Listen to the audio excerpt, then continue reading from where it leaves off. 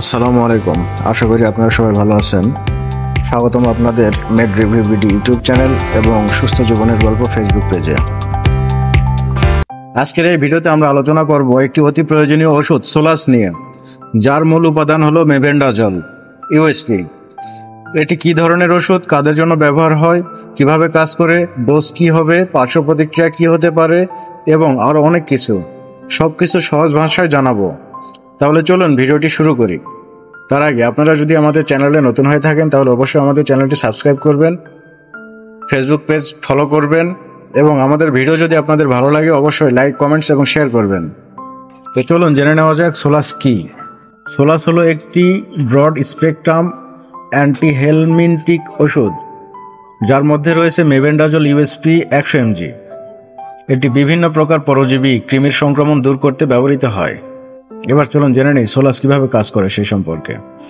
Mebendazole কৃমির microtubule গঠনের প্রক্রিয়াকে বাধাগ্রস্ত করে এবং গ্লুকোজ শোষণ বন্ধ করে দেয়, ফলে কৃমি দুর্বল হয়ে মারা যায়। সোলাস কোন কোন কৃমির জন্য কার্যকর? এটি বিশেষ করে যে সকল কৃমিগুলোর চিকিৎসায় ব্যবহৃত হয়: thread worms, whip worms, round worms, hook worms. এবার চলুন জেনে নেই প্রাপ্তবয়স্ক ও শিশুদের জন্য ডোজ কি সেই সম্পর্কে। Thread worms and whip worms 100 milligram বা 1 চা চামচ একবার মাত্র। রাউন্ড ওয়ার্মস ও হুক ওয়ার্মস দিনে 2 বার করে 3 দিন। 2 বছরের কম বয়সী শিশুদের জন্য ব্যবহার করা যায় কি? না, 2 বছরের কম বয়সী শিশুদের ক্ষেত্রে সোলাস ব্যবহারের সুপারিশ করা হয় না। গর্ভাবস্থায় ও স্তন্যদানরত নারীদের জন্য এটি নিরাপদ কি? গর্ভবতী নারীদের জন্য বিশেষ করে প্রথম ট্রাইমেস্টার এটি ব্যবহার না করাই ভালো। স্তন্যদানরত নারীদের ক্ষেত্রে সতর্কতা অবলম্বন করতে হবে। সোলাস ব্যবহারে পার্শ্ব প্রতিক্রিয়া কি হতে পারে?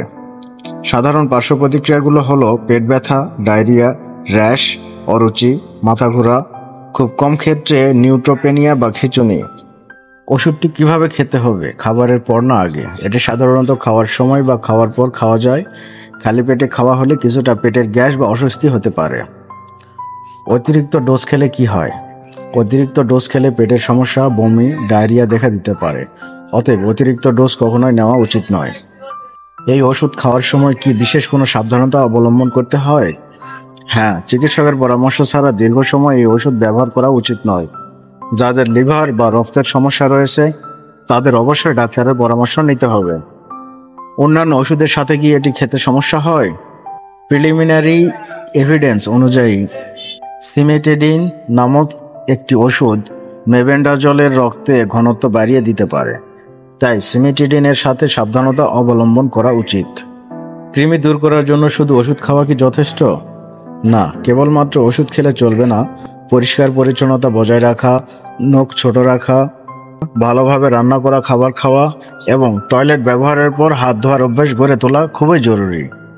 বন্ধুরা, আজ আমরা আলোচনা করলাম সোলাস নামের এই গুরুত্বপূর্ণ ওষুধটি নিয়ে। এটি কৃমি সংক্রমণের ক্ষেত্রে খুব কার্যকর। তবে সবসময় মনে রাখতে হবে ওষুধ খাওয়ার আগে ডাক্তারের পরামর্শ নেওয়া অত্যন্ত জরুরি।